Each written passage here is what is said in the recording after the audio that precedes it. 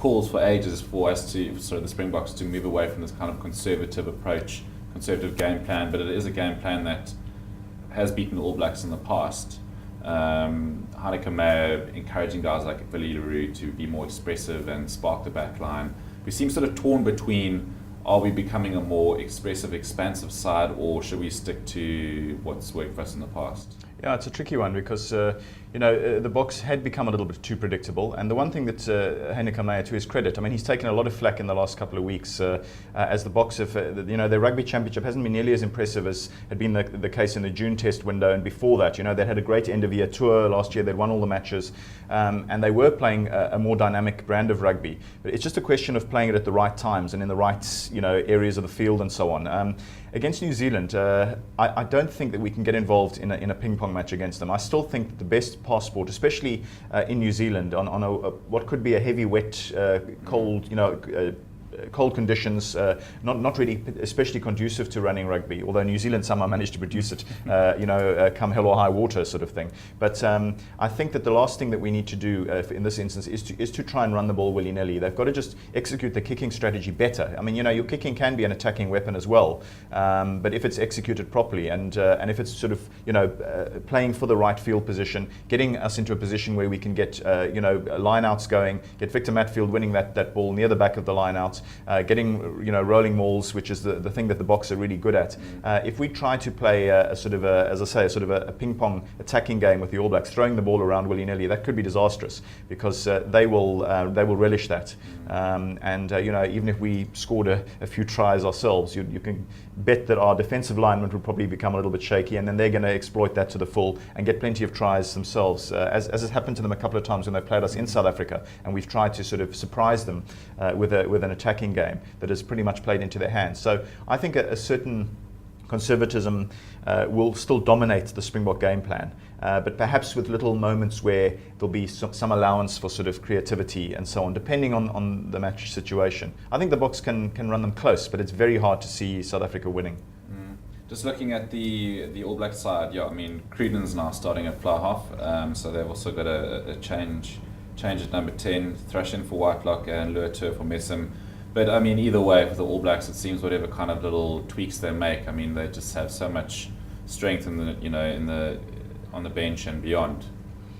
Yeah, I was going to say, well, that's good fortune, for All Blacks in that they're never really scared to try out new players. When Dan Carter, arguably the greatest fly half of all time, picks up an injury, it's never a crisis for them. Yeah. They've got somebody in who has played, who has started, who's got a number of tests under their belt to slip in. And you've got like Aaron Cruden and Beauden Barrett, both fantastic fly halves. I feel a bit sorry for Beauden Barrett. Even though he didn't kick really well last week, he was fantastic in open play, but he drops down to the bench. Colin Slade out of the 22 or 23 altogether. When you contrast that with the South African situation, we worried about Pollard, whereas all of those New Zealand fly-halves would happily have made the Springbok squad. So, Stephen Luatur, a big, abrasive loose forward. I think he contrasts nicely with Kieran Reid, Richie McCaw, two of the greatest loose forwards, again, of all time. Slight issue in the second row. I think that might be the one area that we do have a bit of an advantage. They've got Sam Whitelock, who picked up a rib injury, he's out for perhaps even the remainder of the tournament. They've lost Luke Romano, who's also a big abrasive Crusaders player.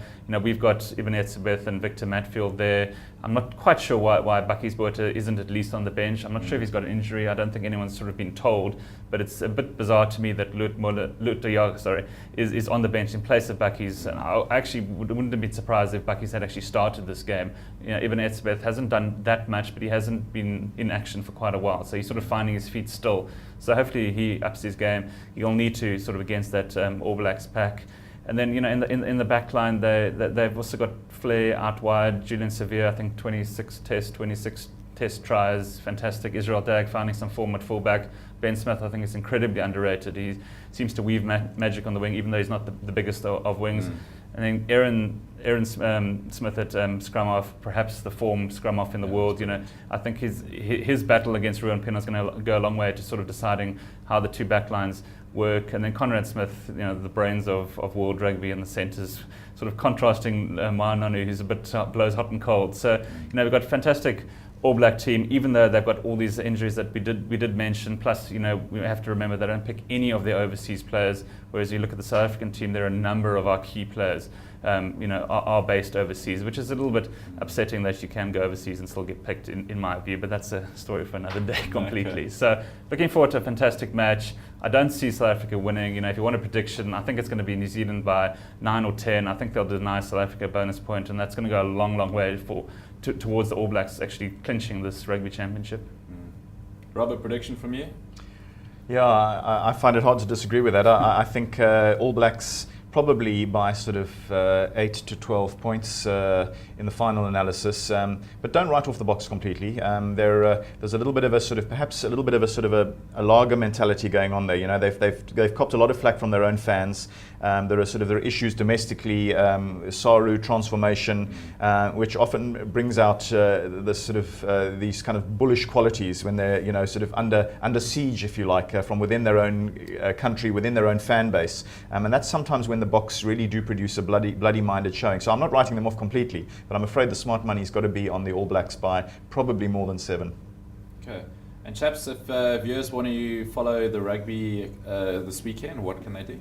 Yeah, Nick, the easiest definitely, if you're at any of the Currie Cup matches or watching any of the Springboks All Blacks match or the Australia-Argentina game, send your pictures to mysport@sport24.co.za. We'll include them in our gallery on Monday morning.